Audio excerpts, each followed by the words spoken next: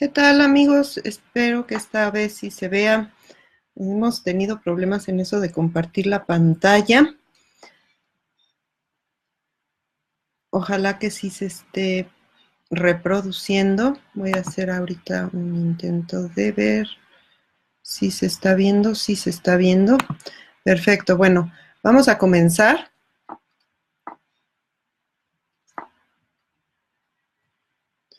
Primero, pues accesando a través de la página del INAI. Si recuerdan, le tenemos que poner en nuestro buscador inai.org.mx y de ahí nos va a aparecer esta página. Aquí en esta página nos vamos a donde dice protección de datos personales y ahí le pichamos en el generador de avisos de privacidad que está en nuestro lado izquierdo y nos aparece esta página. Una vez que estamos en nuestros avisos, porque ya nosotros estamos dados de alta, nos puede aparecer esa página o nos puede aparecer que nos volvamos a registrar nuestro nombre de usuario y contraseña. Si es así, bueno, ponemos nuestro nombre de usuario y contraseña para poder tener esta página. Ya que estamos adentro, nos va a aparecer que tenemos un aviso o los que hayamos hecho, si hemos hecho más. Estando ahí, ya nada más tenemos que, nos dice la fecha de creado y de modificado y nos vamos a ir a modificarlo donde está el lapicito. Ahí en el lapicito nos van a aparecer estas secciones. Bueno, le puchamos aquí en donde están las flechitas y nos aparece de la sección 1 a la sección 13. En la sección 7, que fue donde nos quedamos el día de ayer, medios y procedimiento para el ejercicio de los derechos ARCO de acceso, rectificación, cancelación y oposición, ahí vamos a ver lo siguiente, vamos a modificarlo. No vamos a visualizar porque de lo contrario, bueno, pues estaríamos viendo a lo que ya hicimos, ¿no? Ahí en donde está, ya pusimos el domicilio, en el titular para ejercer los derechos ARCO, los medios que tiene el titular. ¿Qué es lo que nos va a aparecer al final? Al final nos tienen que aparecer los datos que necesita nuestro cliente o nuestro trabajador para ejercer sus derechos, que es por lo que tenemos que llenar todo esto. Esa es la finalidad. Entonces, ¿qué es lo que vamos a hacer? Hacerle la vida más sencilla a través de darle los datos concretos, ¿no? Vamos a describir qué medios tiene el titular para hacer esto. Entonces es cuando menos el domicilio, teléfono, correo electrónico, mediante qué medio se va a comunicar con nosotros para ejercer sus derechos. Y después, cómo desea saber que el procedimiento que se va a hacer. Entonces, le podemos escribir en el aviso todo el procedimiento o solo le podemos decir consúltalo acá o pregúntalo acá mediante un correo electrónico. No, por lo general es mejor describirlo en el procedimiento del cuerpo del aviso para evitar tener un montón de documentos por todos lados, a donde hay que remitir al cliente. Después vamos a responder las preguntas sobre el procedimiento, es decir, si se escribió que se va a describir todo el procedimiento en el aviso. Le vamos a decir a través de qué medios va a acreditar la titularidad de estos derechos.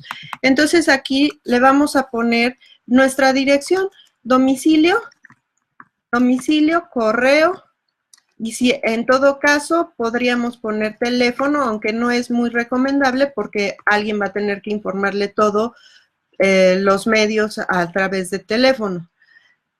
Solo lo voy a nombrar para no hacerlo más largo. ¿Qué información debe de tener? Pues todos los datos que se requiere para acceso de estos derechos. Es decir, si nosotros vamos a informar sobre cómo va a accesar o rectificar, cancelar o oponerse, pues tenemos que decirle la documentación que necesita. Necesitamos saber que la persona que nos va a contactar es ella, entonces su identificación oficial. ¿Qué datos concretos quieres? Si son de acceso, quiero saber si tienes mi nombre, si tienes mi dirección, y eso se lo vamos a detallar ahí en el inciso B. Después, ¿en cuánto tiempo le vamos a dar respuesta? ¿En 3 días, 15 días, 20 días? Obviamente no pasándonos de lo que nos marca la ley. Luego vamos a ir al inciso D. ¿Por qué medio le vamos a comunicar? Siempre tiene que ser escrito y personalmente, ya sea por correo electrónico o por visita del propio cliente a las instalaciones de nuestro negocio. ¿Y en qué medio se va a reproducir? Pues en donde más tenemos nosotros guardados estos datos, en la base de datos interna, en algún expediente que tengamos para ello o en algún otro medio. Y le vamos a poner también formularios a la mano para que pueda realizar la consulta de una manera más cómoda, en donde ya le hayamos preestablecido cuáles son lo que vamos a requerir de él, ¿no? Entonces tenemos un formato en nuestra página web y aquí ponemos en el inciso F la dirección a donde puede accesar a un formato ya preestablecido para hacerle la vida más fácil. De lo contrario, bueno, pues no tendremos que ponerle que vaya directamente a visitarnos. También le vamos a dar mayor información para el procedimiento a través de algún correo electrónico. Aquí, todo esto lo hace el generador demasiado escueto, dado que nosotros podríamos ponerle que nos podemos negar a su solicitud si no la hace bien. Es decir, si no me da su identificación, yo me puedo negar. Si no me dice qué quiere exactamente, también me puedo negar. Eso también nos lo indica la ley, sin embargo, en el autogenerador, pues no está establecido y nos lo da en algunos incisos, pero bastante escueto, y al final vamos a tener un aviso un poco corto en este sentido. Luego, describa los medios a través de los cuales el titular puede obtener información solo si lo hicimos en el inciso 2, que quiere decir que a través de otro documento, además de nuestro aviso, le vamos a decir cómo accesar a estos derechos. Y eso pues lo hace muy engorroso tener tantos y tantos documentos para lo mismo, ¿no? Luego, en el número 5, proporcione los siguientes datos de contacto de la persona o departamento de datos personales. Si nada más somos nosotros los responsables de esto, bueno, ponemos nuestro nombre y todos los datos de localización en cuanto a nuestra dirección postal. Si tenemos un correo electrónico, un número de teléfono o algún otro dato de contacto. Es decir, si tenemos más de un número de teléfono, más de 2 direcciones electrónicas o tenemos sucursales en donde en las diferentes se le puede dar el debido trato, cosa que no es muy recomendable. Y luego le vamos a dar a actualizar. ¿Por qué? Pues porque ya lo habíamos abierto y no podemos continuar, sino que la manera de continuar va a ser yéndonos sección por sección. Y después nos vamos a ir a la sección 8, medios y procedimiento para la revocación del consentimiento. Le vamos a poder modificar, sin embargo, pues esto no lo hicimos el día de ayer, por lo que todo nos va a salir vacío. Y nos dice que nosotros tenemos que mencionar cuáles son los medios que el titular tiene a su disposición para que se pueda solicitar la revocación de su consentimiento. Es exactamente el mismo procedimiento que en el derecho ARCO en cuanto a la manera en que se tiene que hacer. Le vamos a poner el domicilio, correo electrónico, podemos poner teléfono o algún otro medio que tengamos. Y luego nos va a decir cómo desea informar sobre el procedimiento que ha implementado para atender las solicitudes de revocación del consentimiento.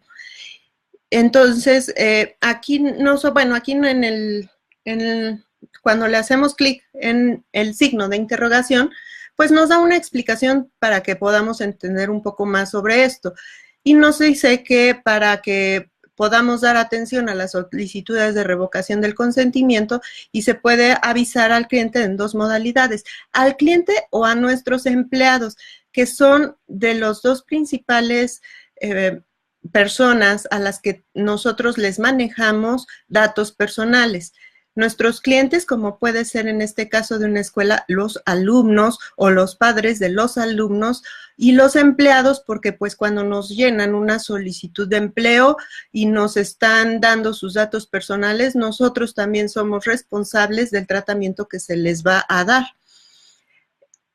En este sentido, bueno, para la revocación del consentimiento es, primero vamos a describir el procedimiento y que debe de tener los medios de acreditación de identidad del titular de los derechos, los plazos y medios para dar respuesta y demás información. Todo esto le vamos a poner que sí en el primer punto, porque si no, pues nos va a pasar lo mismo que en derechos de ARCO, que tenemos que hacer otro documento para poder ejercer este derecho. Y aquí vamos a tener, si respondimos en la primera opción de la pregunta número 2, bueno, pues nos lleva aquí. Y nos dice que es para definir el procedimiento, ya que debemos de atender a lo que nos dice la ley en sus artículos 8 y 21 de su reglamento y 29 de los lineamientos del aviso de privacidad. Entonces nos dice a través de qué medios. En los lineamientos, de hecho, nos lleva muy de la mano a poder identificar los medios. Medios, pues como va a identificar la identidad, ¿no? Puede ser la propia credencial, identificación de credencial para el del lector,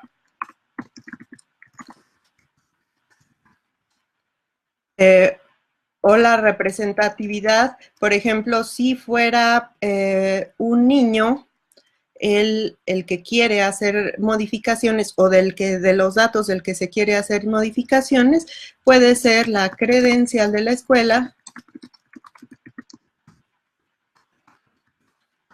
y la identificación del papá.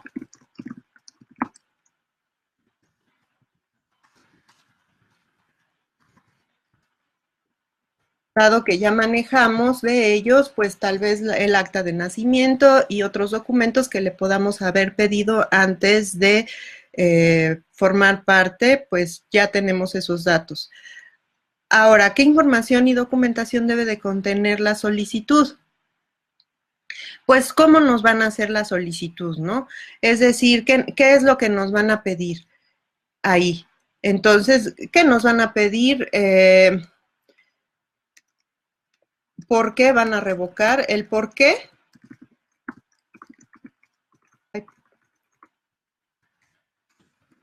Es decir, los motivos para esto, ¿no?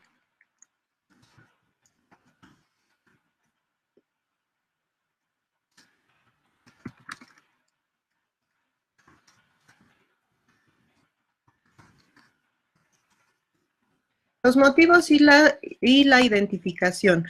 ¿En cuántos días vamos a dar respuesta a la solicitud? Podemos decir que en 3 días también, 15 días, de acuerdo a nuestro propio procedimiento ya hecho para poder atender todas las solicitudes que nos lleguen. ¿Y esto cómo va a ser? A establecerse de acuerdo a la magnitud y el impacto de nuestro negocio. Si es un negocio pequeño, tal vez podamos responder de un día para otro, pero si es un negocio que maneja miles de personas, miles de clientes, pues tenemos que acomodar los días a lo mejor a 15 o a 20 días para poder dar atención a sus solicitudes. Estamos hablando de un negocio pequeño, en 3 días hábiles creo que es suficiente. ¿Por qué medio le comunicaremos la respuesta? También esto es necesario, correo electrónico o personalmente. Ahora, para mayor información sobre el procedimiento, ponemos a su disposición los siguientes medios. Podemos poner alguna liga a nuestra página web. Supongamos que la escuela se llamaba elbarquito.net y en nuestra página web tenemos formatos o avisos. Y aquí a lo mejor tenemos alguna otra liga, otro documento en donde nuestro cliente pueda revisar el procedimiento de revocación de consentimiento. Sería lo más óptimo. Si no se tiene, podríamos poner que llamando a algún teléfono o preguntando en el correo electrónico. Luego nos dice que si se eligió la segunda opción, que no la elegimos porque elegimos desglosarlo todo, describamos los medios a través de los cuales el titular puede obtener información sobre el procedimiento. Le ponemos actualizar y nos saca otra vez a las secciones.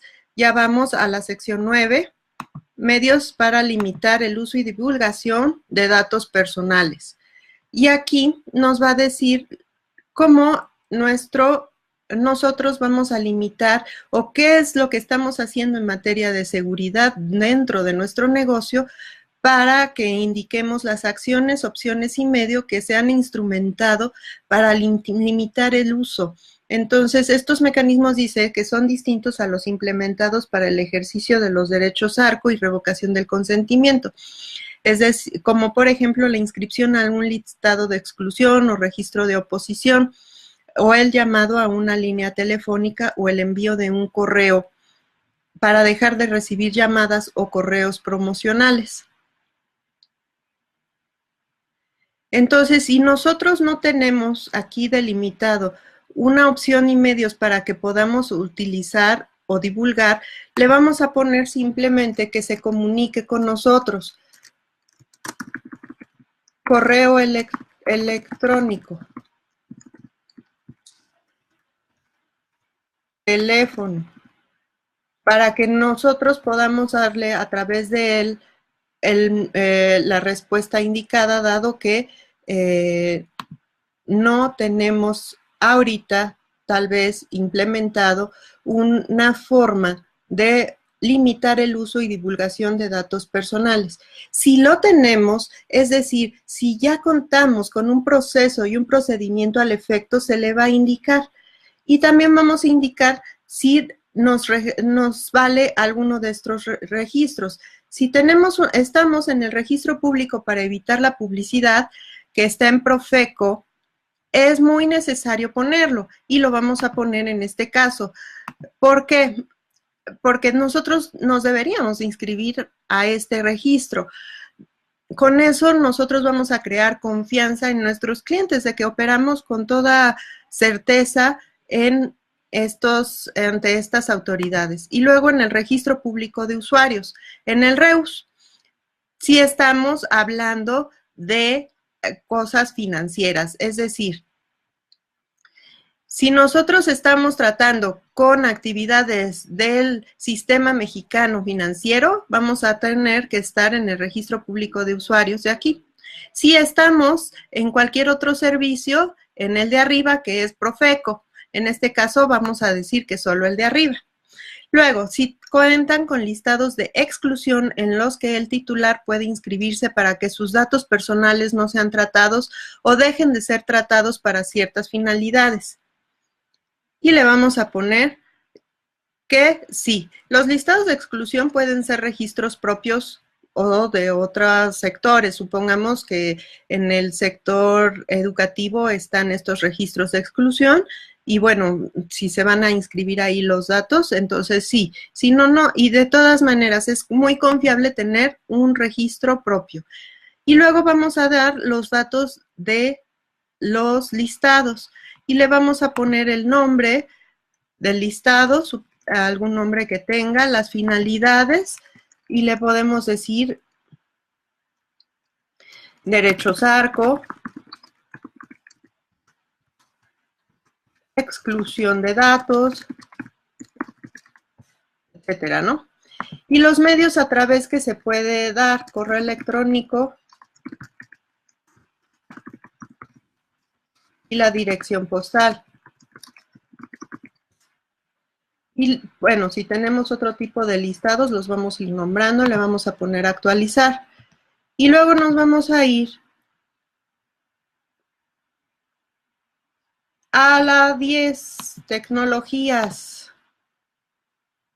Uso de cookies, web beacons y otras tecnologías de rastreo. Si usas página de internet, blog en donde estás recopilando datos, Facebook, Twitter, etcétera, etcétera, etcétera, en donde te van a remitir después a otra página web o comercias usando Internet, necesitas llenar esta sección. Y aquí nos va a decir, el aviso de privacidad que generará a través de esta herramienta, ¿lo dará a conocer a través de su página de Internet? Sí. Y aquí nos menciona y nos desglosa cómo es este elemento informativo, que es por datos personales que se obtienen en línea y todo lo que les acabo de mencionar. ¿Su página de Internet utiliza cookies, web beacons o otras tecnologías? Sí. Entonces, esas tecnologías va a tratar datos personales cuando nosotros entremos, porque si ustedes entran a su propia página web, han visto seguramente que jalan estadísticas. Esas estadísticas se generan a raíz de todo esto, cookies, web beacons y todo eso, generan esas estadísticas y por ello podemos saber si son hombres o mujeres, qué edades, de dónde nos están, cómo nos están contactando. Todo eso son datos y datos personales en muchas cosas. Y ni se diga si nosotros les estamos poniendo un formulario a llenar donde van a indicar datos personales y datos de contacto. Entonces le vamos a poner que sí y luego los datos personales con que estamos trabajando. Identificadores porque pedimos nombre de usuario, contraseñas, tal vez. Vamos a tener un idioma preferido, tal vez sí. La región, obviamente. ¿Qué tipo de navegador? Puede ser que sí, puede ser que no.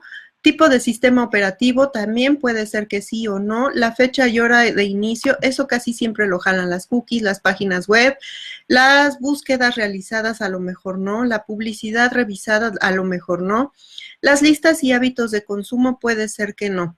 Y otros datos personales. Aquí podemos o no podemos ponerlo de acuerdo a nuestras características, ¿no? Cada uno tiene unas características propias. Si tú te dedicas a vender productos de bajar de peso y le haces preguntas sobre su peso, pues también son otros datos personales que vas a pedir. Ahora, indique las finalidades para las cuales utilizará los datos personales que obtiene a través de estas tecnologías. Tenemos que poner cuál es el motivo de estos datos y deben de ser muy determinados y puntuales. Es decir, que son para verificar y confirmar identidades, para administrar los servicios, para llevar a cabo la inscripción de un alumno, tal vez si lo vas a inscribir en línea, para la creación de un estudio, análisis y actualización de expedientes clínicos, si es que das un servicio de esta naturaleza. No se vale poner que para cosas que no trabajamos, o sea, y todas las que se ofrezcan, ¿no? Y las demás que puedan resultar, eso no se vale. Entonces, ¿cuáles son las finalidades? Pues de una escuela tal vez será para fines estadísticos, si es que yo no voy a inscribir a nadie online en una escuela de educación básica, tal vez esta no se dedica, y de contacto. Podemos dejarlo así. Si es únicamente nuestro fin, no quiere decir que esta respuesta sea definitiva o única para todas las escuelas. Cada uno tiene que atender a su propia a su propio nivel y a su propio negocio. Indica si se realizan transferencias de datos personales a través de tecnologías y le vamos a poner que sí se indican transferencias de datos, tal vez. Vamos a ver qué nos dice. Una transferencia es toda comunicación de datos a persona distinta del responsable. Si nosotros vamos a transferir datos o nos están transfiriendo datos por la tecnología, o sea, somos nosotros el receptor de los datos, pues tendríamos que ponerles que sí. ¿Y a quiénes le vamos a transferir? Supongamos que estábamos trabajando con una agencia de viajes, ¿no? Y le vamos a transferir por estas tecnologías, agencia Travel, no recuerdo el otro apellido, y la finalidad es viajes educativos con nuestros alumnos, ¿no? Inscripción inscripción a viajes educativos. ¿Se puede deshabilitar estas tecnologías, sí o no? Si no la podemos deshabilitar, pues le ponemos que no se puede deshabilitar. Ay, me sacó.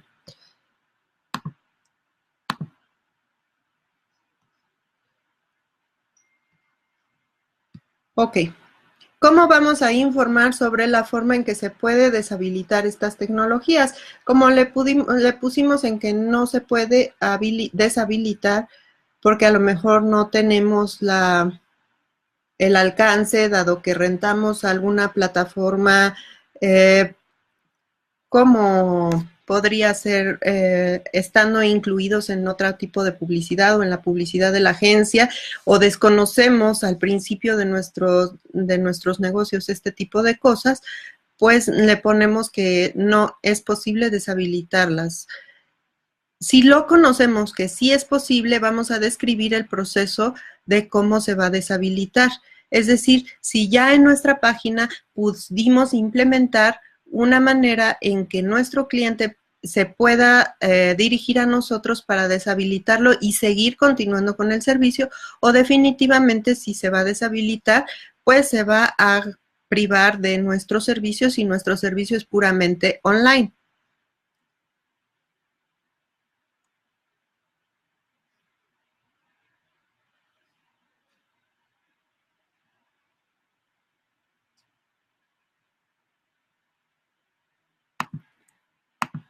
Ahora, si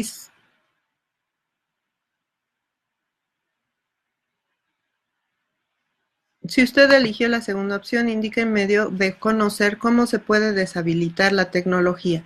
Por ejemplo, el vínculo electrónico, cómo se va a proporcionar.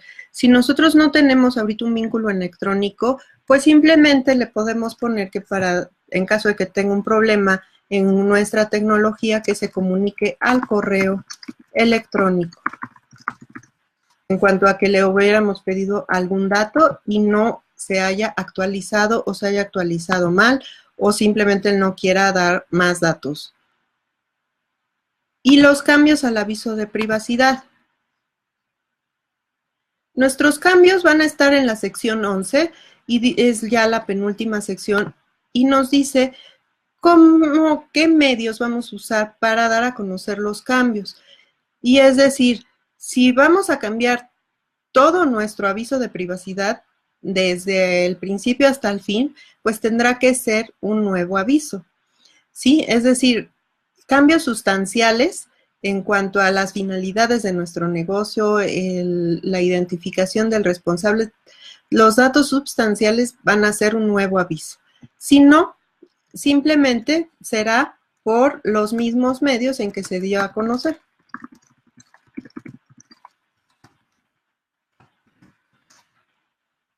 Correo, personalmente, página web.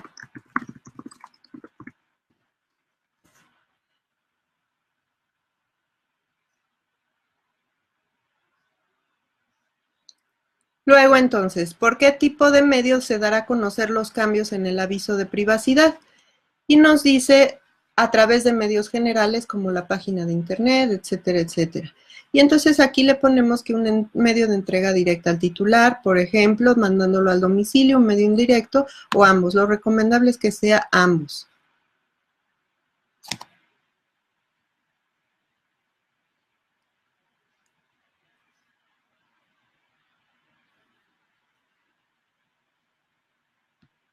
Y luego vamos a hablar sobre el procedimiento para dar a conocer estos cambios en el aviso.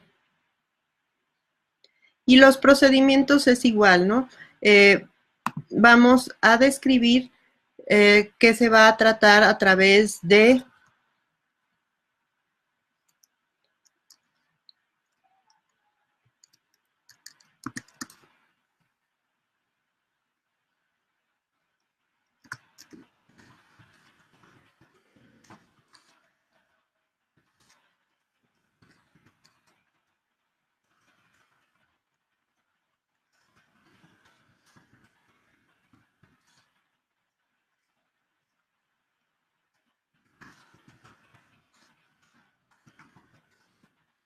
Mediante correo o personalmente, se puede describir el procedimiento de ello. Y le damos a actualizar.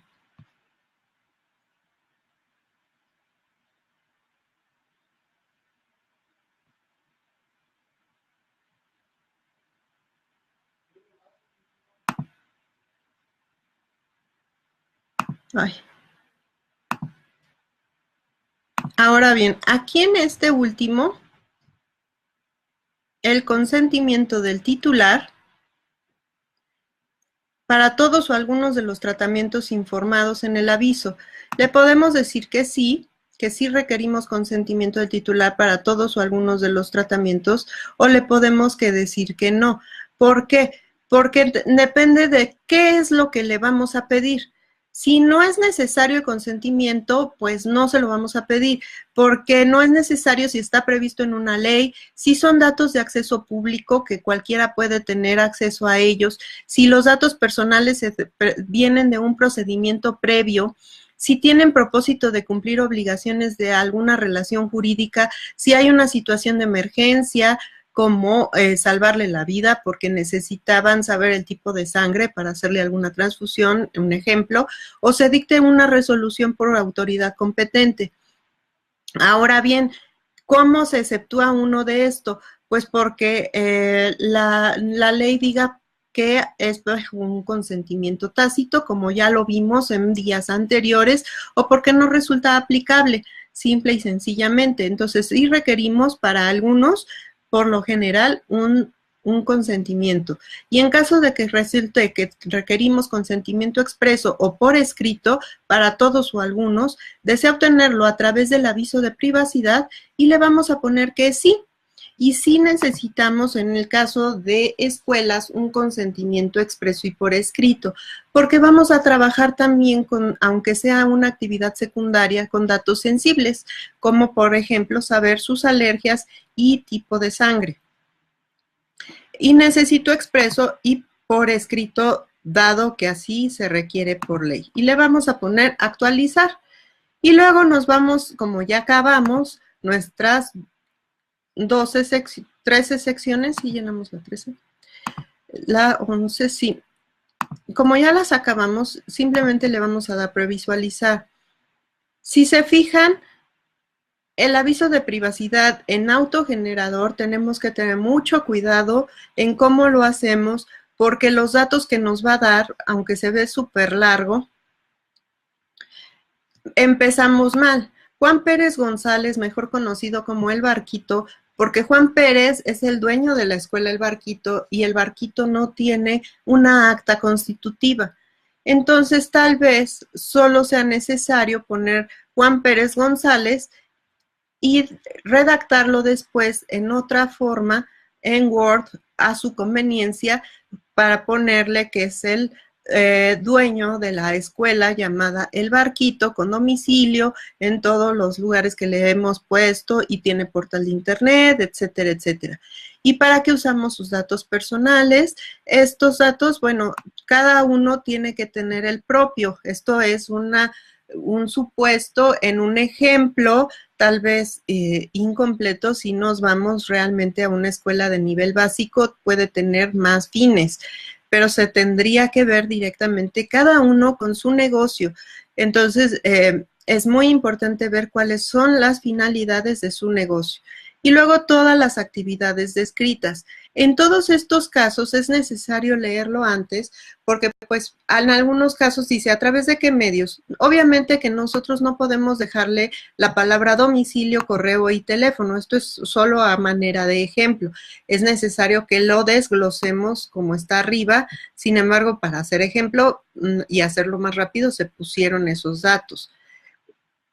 Estos avisos que se autogeneran, si no se leen, van a poder ser susceptibles de tener diferentes errores.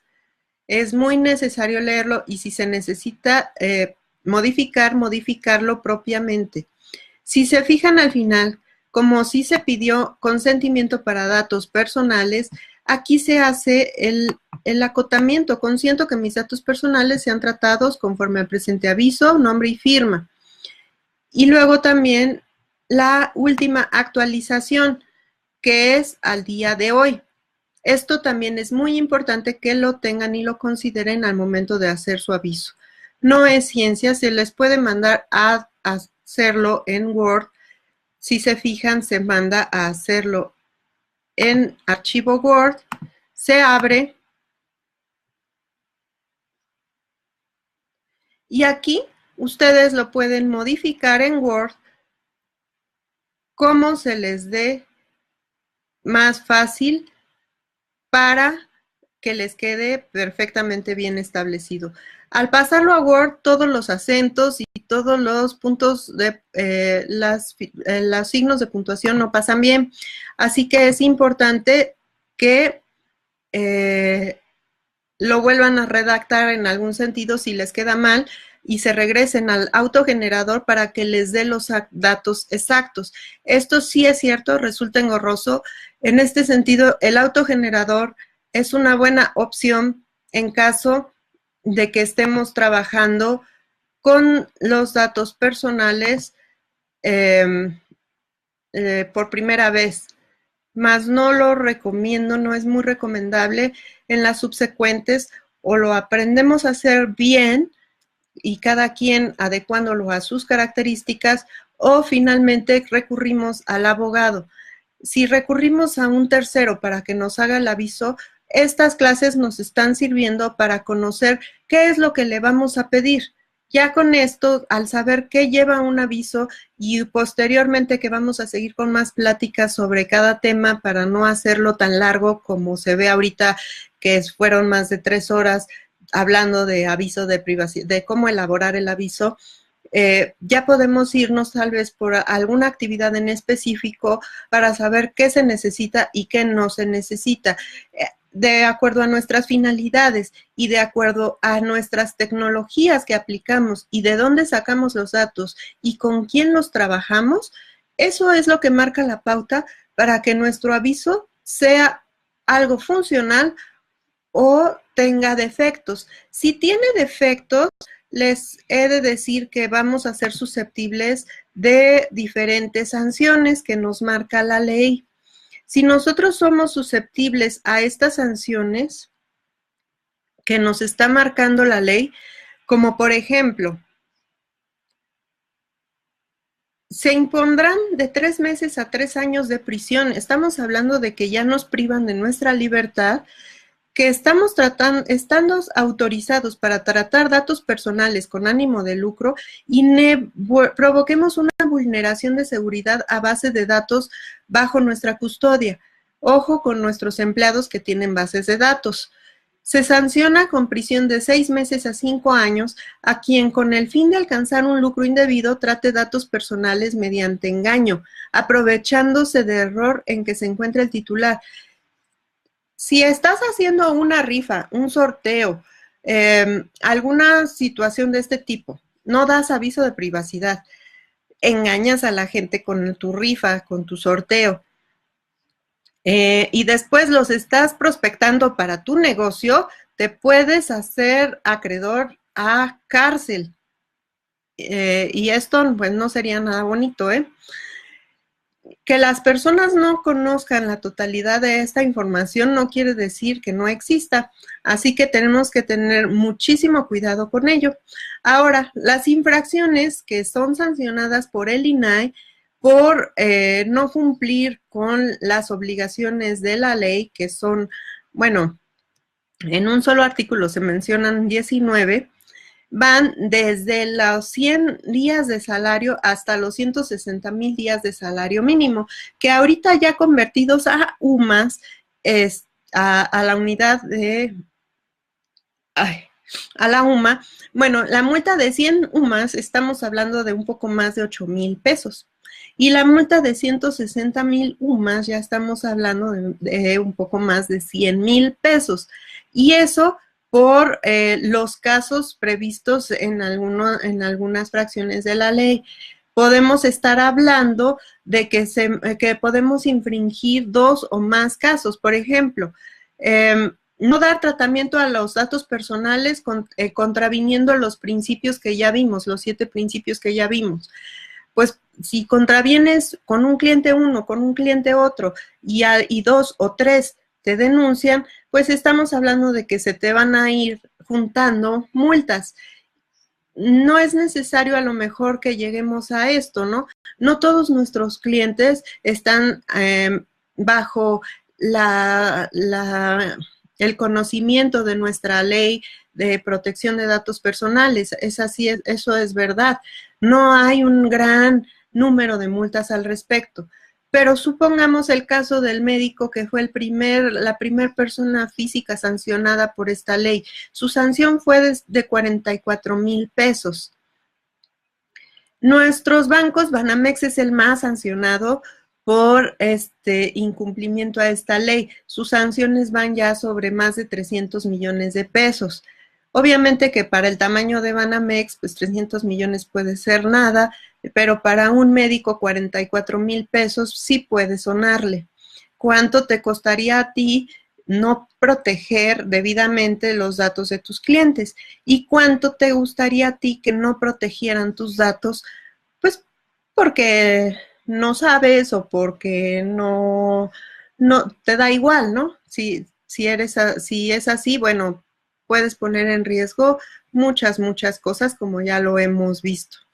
Por este día finalizamos nuestra transmisión. Espero que les sea de mucha utilidad conocer ya a fondo cómo elaborar un aviso de privacidad usando el generador del INAI. Próximamente tendremos un taller donde iremos desglosando punto por punto y solo para las personas interesadas de verdad en conocer cómo proteger los datos personales para que lo puedan hacer de manera real y directa a tu negocio. Nos vemos pronto.